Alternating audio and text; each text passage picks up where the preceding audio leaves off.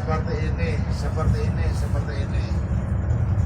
Dia datang dari arah timur. Dia rumahnya cukup terpencil di gurun pasir. Kemudian terbangunlah Abdullah bin Mubarak ini. Dia penasaran. Kata malaikat yang dapat informasi dari Allah, tahun ini yang berangkat haji yang sekitar 600 sampai 700 orang itu hajinya yang mabrur cuma 1 orang.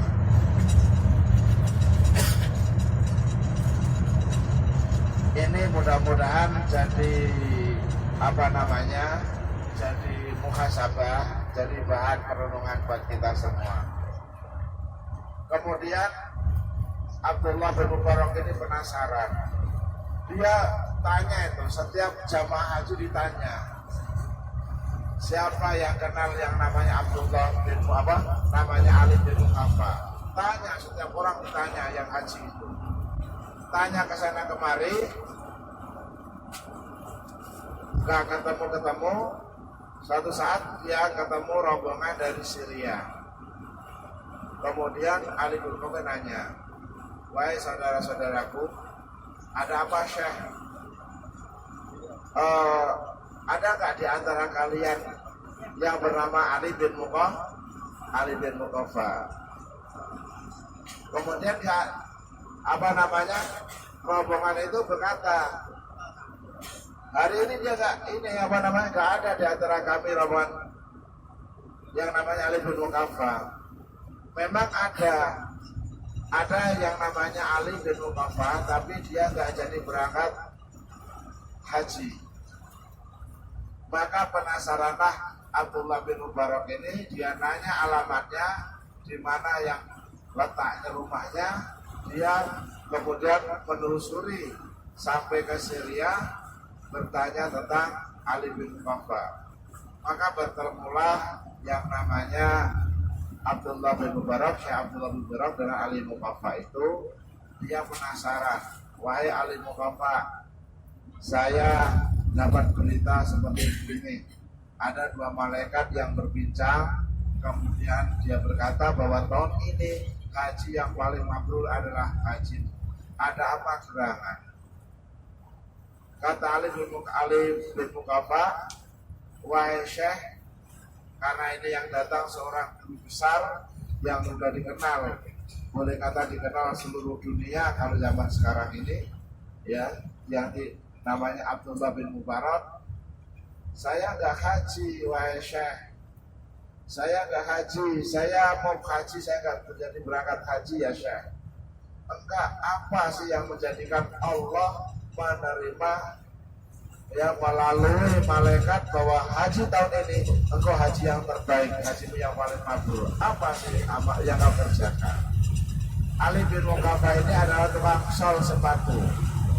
Jadi dia bertahun-tahun dia ngumpulin uang recehan, seperak, 2 perak, dikumpulkan untuk bekal untuk haji.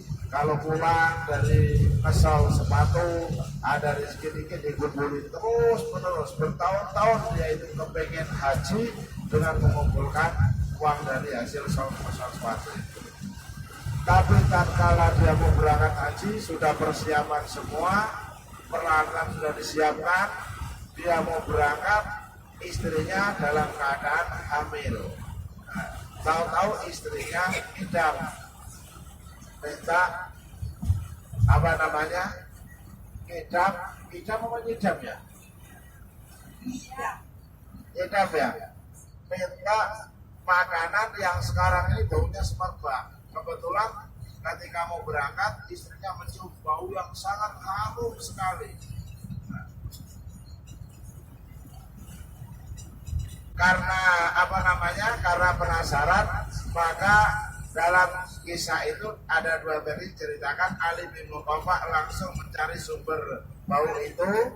Ada yang berdua dengan istri yang mencari sumber makanan itu, yang bau yang wangi itu. Dicari-cari terus, ternyata setelah dicari itu ada dikubur di sebuah gurun di pertengahan persawahan. Setelah diampirin memang benar bahwa bau itu adalah dari sumbernya dari gubuk itu. Ada dua versi kisah juga dikisahkan. Yang satu itu hanya anak yatim 3, yang satu ada ibu dan 3 anak yatim. Yang kisah pertama yang intinya ketika bau itu menyengat dipastikan dari gubuk itu, maka di ahli mukafa ini memberikan salam, assalamualaikum, assalamualaikum, waalaikumsalam. Ternyata si anak 3 ini yang kurus-kurus, ya, anak yang hidup di tengah sawah ini, dia mengenal yang namanya Ali bin Muqaffa. Dia di samping seorang sal sepatu, dia adalah guru ngaji. Ada apa Ustadz? Gerangan ke sini ya Ustadz. Kalau dari lain, ibunya, Ustadz ada apa? Sampai datang jauh-jauh ke sini, tumben silaturahmi ke sini, ada apa? Kemudian ceritalah Ali bin Muqaffa itu. Ceritalah, wahai ibu, wahai anakku, saya ini mau berangkat haji, tapi istri saya ngidam. Boleh nggak apa yang kau masak sekarang ini? Kalau boleh saya minta, atau kalau boleh saya mau beli. Ternyata jawaban si anak ini, wahai Ustadz, wahai paman, makanan yang dia disampai 3 kali. Boleh nggak saya minta? Diem aja. Boleh nggak saya minta? Sambil bercucuran air mata di sini 3 anak yatim ini.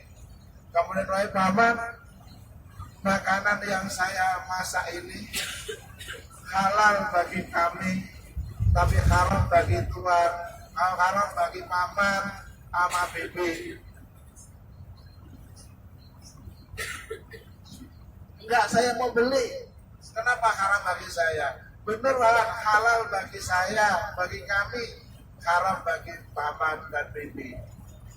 Karena di desa kemudian terbuka, wahai paman, yang saya masak itu adalah bangkai daripada binatang menjangan, binatang ya, bangkai yang saya masak tujuannya hanya untuk menutupi, menyambung nyawa, menutupi, mengganjal perut saya.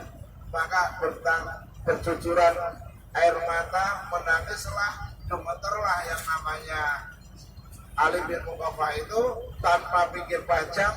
Kemudian dia pulang, kemudian dia membawa peralatannya, ongkosnya, biaya yang dikumpulkan bertahun-tahun ini dibawa, dia langsung ke pasar. Dia beli makanan yang enak, beli daging, beli gantung, beli apa makanan yang enak. Kemudian dia itu langsung dimasak sendiri. Sambil dia ketika memasak motong daging, ya Allah, bertahun-tahun saya ya Allah kepingin haji, saya gak bisa berangkat haji ya Allah. Dan sekarang mau berangkat haji ya Allah, ada hambamu yang di luar sepengetahuan saya ya Allah.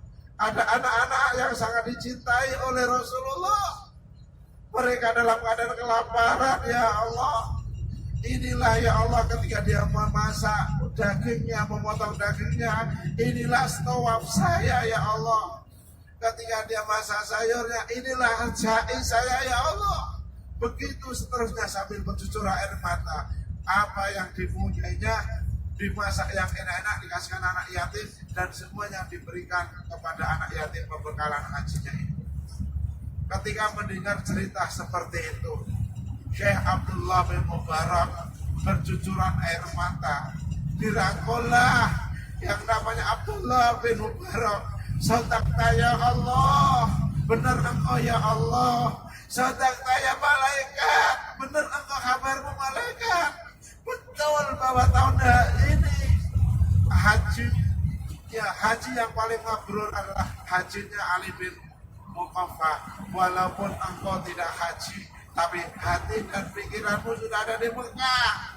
Walaupun kau gak tawaf, walaupun kau gak sa'i, walaupun kau gak ibadah di Mekah, tapi rohmu, semangatmu, jiwamu masih ada di Mekah. begitu banyak orang yang haji, begitu banyak orang yang tawaf, begitu banyak orang yang sa'i, tapi pikirannya, hatinya ada di tanah air. Tawaf, hatinya masih mikirin bisnisnya. Tawaf, sa'i, pikirannya, hatinya masih kemana-mana. Mudah-mudahan kisah ini mudah-mudahan ada manfaatnya buat kita semuanya. Yang artinya apa?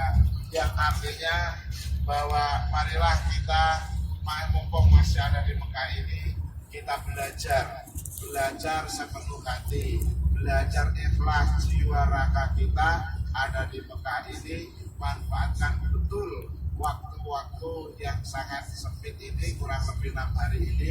Kita mohon pada Allah, mudah-mudahan haji kita semuanya mabrur dan mabrurah, diterima oleh Allah Subhanahu wa Ta'ala, dijadikan haji yang berkah, yang mengantarkan keberkahan hidup kita dan semakin sukses dan semakin manfaat. Amin ya rabbal. Untuk selanjutnya nanti kita teruskan, mudah-mudahan kita lihat kanan kiri aja, kita nikmatin pandangan